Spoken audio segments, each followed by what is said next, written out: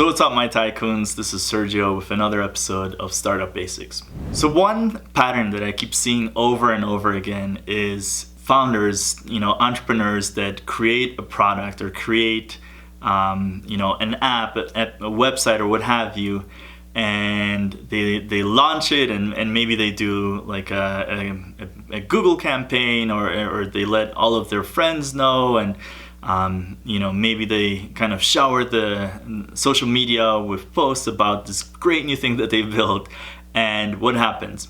Crickets. So if this has happened to you, raise your hand, or better yet, comment below. But it's not uncommon. It's happened to me on a number of occasions. In fact, pretty much, I would say every startup that I founded, that was the case.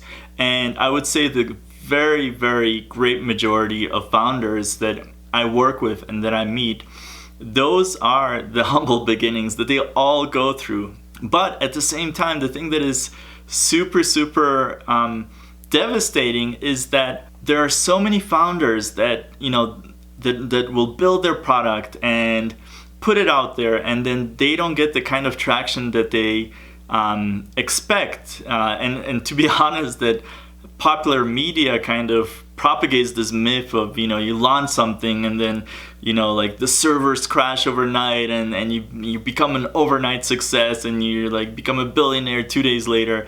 But that doesn't happen. And what happens a lot instead is that a lot of founders quit. And that sucks because, a lot of entrepreneurs pour their heart and soul. They might, waste or use, sorry, I shouldn't say waste, but a lot of founders might, go through all of their savings to launch their startup. They might have spent, months working on it, on the product, and then they launch it and, they don't get the traction that they expect and they give up. And that's very, very sad. So today I'm going to give you the most amazing, super magical formula for turning those crickets, complete lack of traction, into some tangible footholds that you can then use to grow your business. So here's the magic formula. And by the way, I'll just take a second to thank Craig Daniel, who I worked with very, very early in my career on a startup called Postwire that taught me this concept, and it's been very, very useful. But anyways, so the concept, the framework is the rule of tens. So you launch your product. What's the first thing you should do? Well, don't worry about growing $1 billion company. Don't worry about getting thousands of customers. Don't worry about, getting to $1 million in revenue before the year end, which is also very, very unlikely. Worry about simply getting one customer or one user. I know it sounds silly, and if you're working on your product and you haven't yet launched it, you're probably thinking to yourself, Sergio, you're full of whatever, hot air. That's ridiculous. I'm gonna get hundreds or thousands of users.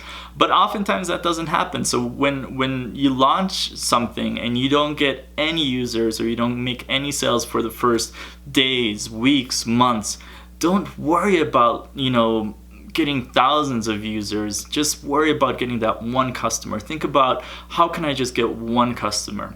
And then once you get that one customer, what's the next step?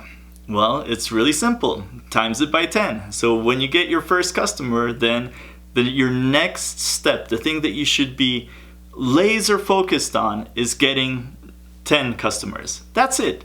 You don't have to get 10 million. One of the mistakes that I've made and that I see a lot of founders make is that they just jump steps. They get too far ahead of themselves.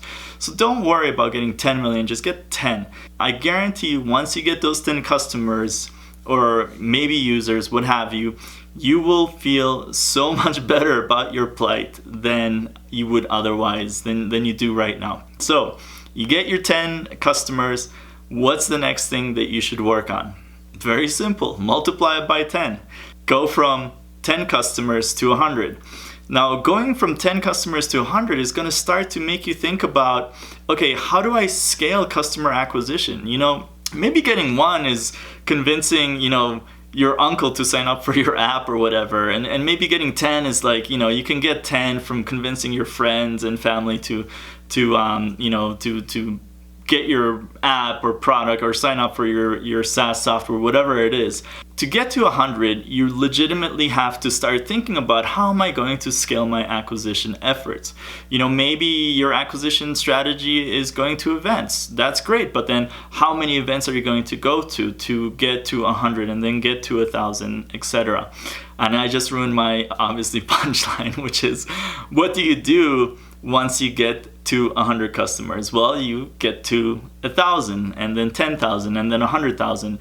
And with each one of those kind of epics in your startup's history, you have to be thinking about, how do I scale my marketing, my customer acquisition, in going from 10 to 100, 100 to 1,000? For some reason, I don't know if it's just the mysterious laws of the universe, but it does seem like going from one to the next, those are kind of critical moments in your startup's journey. How you go about getting 100 customers is probably going to differ quite a bit than when you're trying to get to 10,000 or even 1,000. I know this is a very simple concept, but that's why it's beautiful, and trust me, it works. And when you put your product out there and you have absolutely no traction, don't freak out. Just settle yourself and think about, okay, how do I get my first customer? How do I get my first 10, first 100? And I guarantee, once you start kind of getting the ball rolling, it's going to get easier and easier and easier. And hopefully you will be successful and a huge tech tycoon that we will read about in the magazines someday soon. So hopefully that was helpful for you guys. If it was, make sure to subscribe to get more videos like this that will help you grow your startup. And give it a thumbs up if you love this framework. I sure do. And thank you once again to Craig Daniel for sharing it with me many, many years ago. See you next time on Startup Basics.